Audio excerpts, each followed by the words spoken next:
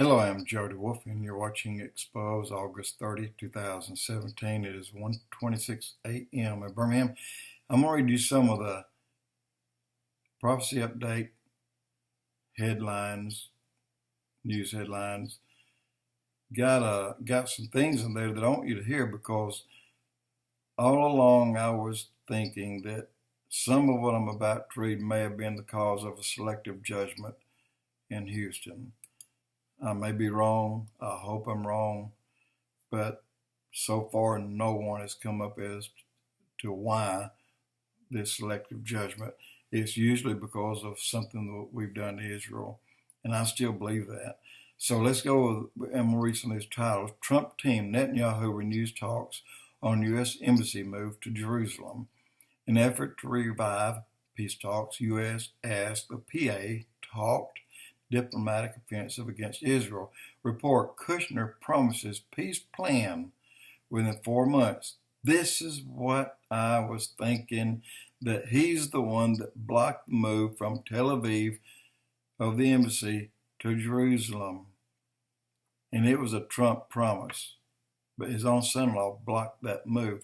Now, getting rid of Bannon may have been a plan, not a firing, because Bannon is head first into these talks about moving the embassy from Tel Aviv into Jerusalem. Okay, and the House denies that Kushner vowed to present peace plan within 4 months. In other words, they probably can't do it that quick. Fatah official Jared Kushner's Mideast mission is a delusion. Kushner asked Abbas to hold off the anti-Israel diplomatic initiatives to give Trump administration time to formulate peace plan. Well, we don't want to hear that. Trump to present plan for reviving peace talks. Trump okay with one-state solution. So what would it look like? Now, keep in mind, all these are stories that you can read. Each one is a story. And commentary, we didn't retreat. We gave up the Sinai for peace. Netanyahu said to meet Trump in the U.S. in September.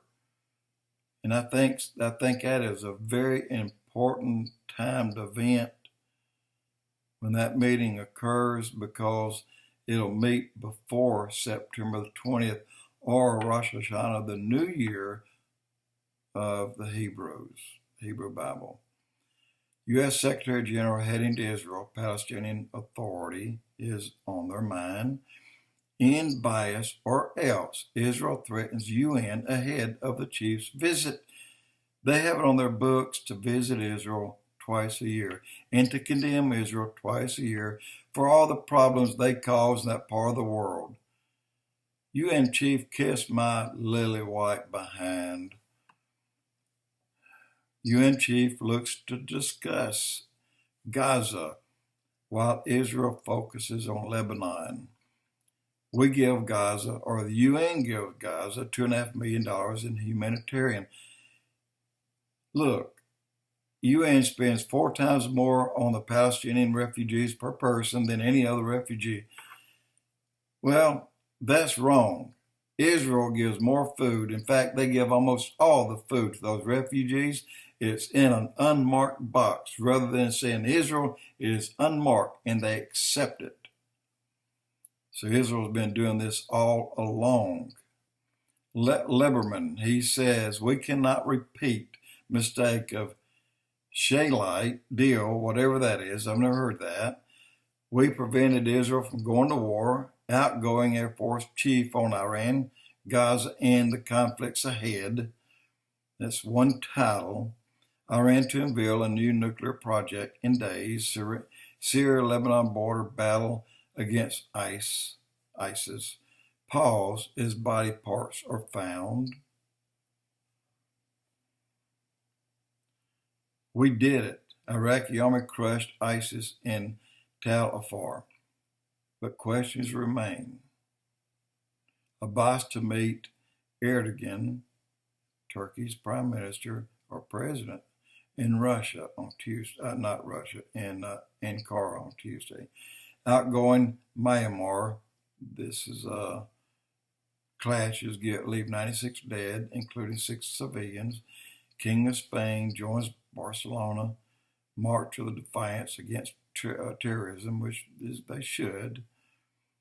Tillerson says Trump speaks for himself on a racial violence. Biden slams Trump when he emboldens white supremacists. Biden suggests Trump allows darkest forces of America to take over. Well, good, Biden. I'm finally seeing you saying something. Whether it's a lie or not, you're speaking. He's full of pork fat, I guess. Trump plans to lift Obama-era ban on giving local police military equipment. Good for Trump. Trump tweets, show frustration over worst NAFTA deal, border wall funding. That's another story, guys. Go there and read that. In response to Trump tweet, Mexico reiterates, it will not pay for the wall. Britain pushes for talks about the future. EU wants divorce first.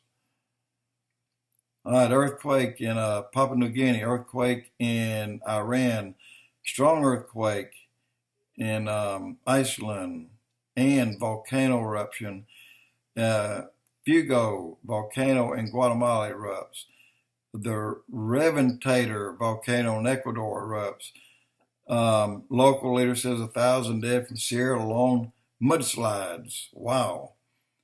Harvey causes catastrophic flooding in Houston. Thousands of rescue calls made, very few deaths. Thank God for that. Full extent of Harvey's aftermath start to come into chilling focus.